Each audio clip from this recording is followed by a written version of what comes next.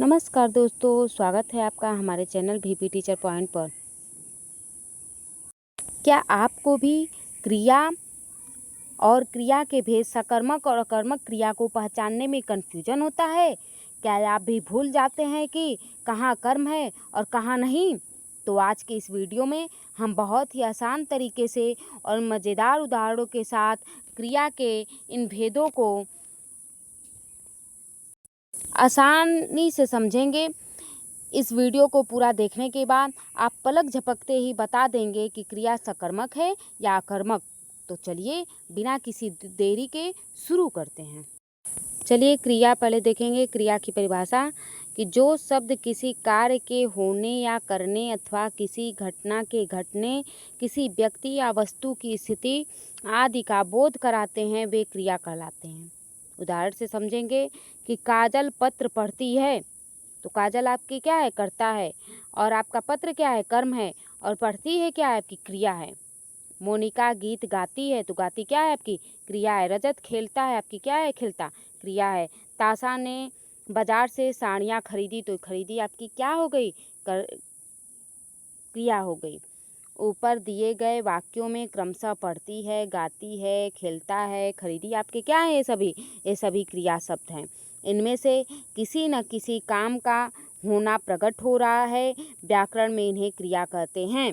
जिससे किसी काम का प्रकट होगा वही आपकी क्या हो जाएगी? क्रिया हो जाएगी। अब चलिए क्रिया के महत्व को समझते हैं कि अगर क्रिया नहीं होगी तो आपका वाक्य पूरा नहीं होगा। यदि वाक्य में क्रिया न हो तो वाक्य ही नहीं बनेगा। जैसे अपूर्ण रूप क्या होता है? जो पूरा नहीं हुआ हो। जैसे पत्थर पर्वत से, पक्षी पेड़ पर, ये सभी क्या है? अधूरे हैं, ये पूरे नहीं हुए हैं। वहीं अगर क्रिया जोड़ दी जाएगी तो देखिएगा वो पूर्ण हो जाएगा। पत्थर पर्वत से गिरा, यहाँ पे क्रिया जोड़ दी गई कि तो क्या हो गया? आपका वाक्य पूरा हो गया। पंछी पेड़ पर बैठे हैं, तो बैठे आपका क्या है? क्रिया है, ये जोड़ दी गई तो आपका वाक्य पूरा हो गया।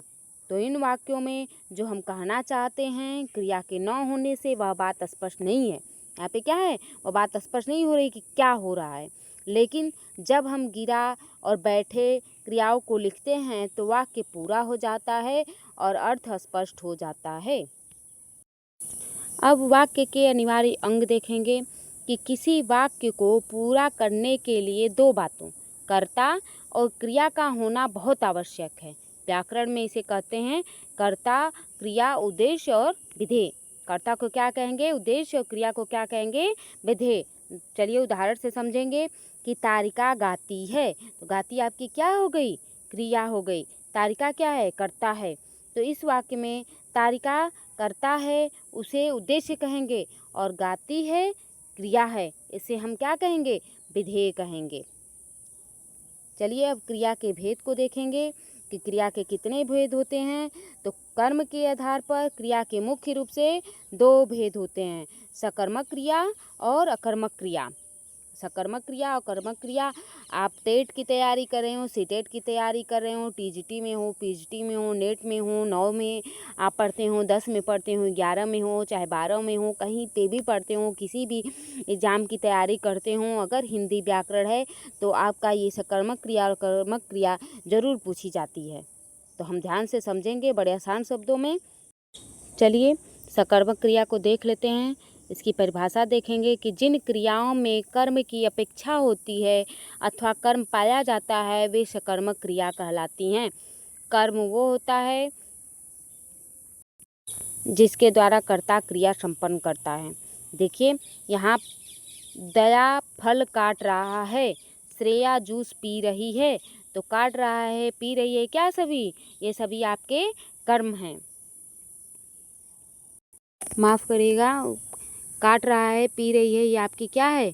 आपकी क्रिया है। यहाँ पे स्पष्टीकरण देख लीजिए कि यहाँ पहले वाक्य में दया फल काटने का काम कर रहा है, तो दया अर्थात कर्ता के काम करने का फल फल पर पड़ रहा है, और दया करता है और काटना आपकी क्या है? क्रिया है। तो क्रिया का कर्म क्या है? फल है। तो दूसरे वाक्य में श्रेया के काम करने का फल जूस पर पड़ रहा है, इसीलिए काटना और पीना आपकी सकर्मक क्रियाएं होंगी। इसमें क्या है, आपके कर्म मौजूद हैं। काट रहा है, पी रही है आपकी क्रिया है, और दया और श्रेया क्या है, करता है, और फल और जूस आपकी कर्म है। वही चलिए अब अकर्मक क्रिया देखते हैं कि अकर्मक का शाब्दिक अर्थ है कर्म से रहित क्रिया, अर्थात जिस क्रिया का कर्म न हो, जिसमें कर्म नहीं पाया जाता है, जो क्रिया कर्म की अपेक्षा नहीं रखती, उसे अकर्मक क्रिया कहते हैं। जैसे बालक सोता है, तो बालक सोता है, इसमें कर्म कहाँ है, कहीं नहीं है। सोता है आपकी क्रिया है, बालक आपका करता है, कर्म नहीं है। वहीं अगर रहता कि बालक पलंग पर सोता है, तो आपका क्या हो जाता आपका। वहीं मोर नाचता है, तो वहाँ पे भी आपका क्या है, कर्म नहीं है, तो ये भी आपका क्या हो जाएगा, अकर्मक क्रिया इसमें हो जाएगी। नाचता सोता इसमें क्या है, अकर्मक क्रिया है। सकर्मक और कर्मक क्रिया की पहचान हम बड़े आसानी से समझेंगे। आपकी कोई भी सकर्मक कर्मक क्रिया में कोई भी कन्फ्यूजन ना बचने पाए। चलिए पहला देखते हैं कि सकर्मक क्रिया की पहचान यह है कि क्रिया के साथ क्या या किसको प्रश्न कीजिए। अगर उत्तर मिले तो सकर्मक क्रिया है। देखिए पूर्वी गाना गाती है, तो क्या आप जोड़िए, देखिए इसका उत्तर मिल रहा है। अगर उत्तर मिल जाएगा तो आपकी सकर्मक क्रिया है, उत्तर नहीं मिलेगा तो अकर्मक क्रिया है। तो पूर्वी क्या गाती है, तो यहाँ पे पूर्वी क्या गा रही है, गाना गा रही है, तो गाना आपकी क्या हो गई, सकर्मक है। तो यहाँ पे गाती आपकी क्या है, सकर्मक क्रिया है, तो यहाँ पे आपका सकर्मक क्रिया का उदाहरण हो जाएगा, पूर्वी गाना गाती है। वहीं देखिए रोली कपड़े सुखाती है, तो रोली क्या सुखाती है, आपके कपड़े सुखाती है। कपड़े यहाँ सुखाना क्या है, आपकी सकर्मक क्रिया है, तो ये भी आपका क्या हो जाएगा, सकर्मक क्रिया का उदाहरण हो जाएगा।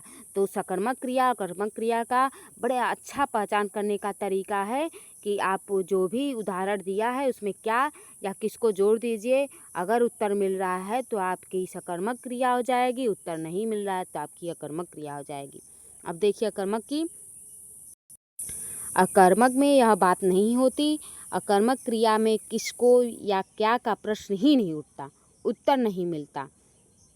चलिए उदाहरण देखेंगे। बालक सोता है, तो यहाँ आप प्रश्न कीजिए कि किसको सोता है, क्या सोता है। कोई उत्तर नहीं ना मिला कि क्या सोता है, क्यों सोता है, किसको सोता है, तो ये क्या है आपकी अकर्मक क्रिया है।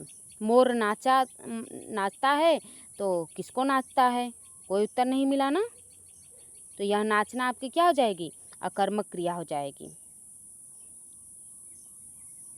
चलिए दूसरा भी तरीका देख लेते हैं पहचानने का। सकर्मक क्रिया में कर्म होता है और अकर्मक क्रिया में कर्म नहीं होता है। देखिए आपकी अभिजीत चित्र बनाता है, तो फिर यहाँ पे क्या है, चित्र आपका कर्म मौजूद है। सोहन मोहन को बुलाता है, तो यहाँ पे क्या है, कर्म मौजूद है। वहीं आपका कर्मक में देखिए कि तारिका हंस रही है, यहाँ पे आपका कर्म नहीं है, हंस रही है क्या है, आपकी क्रिया है, और तारिका क्या है, करता है।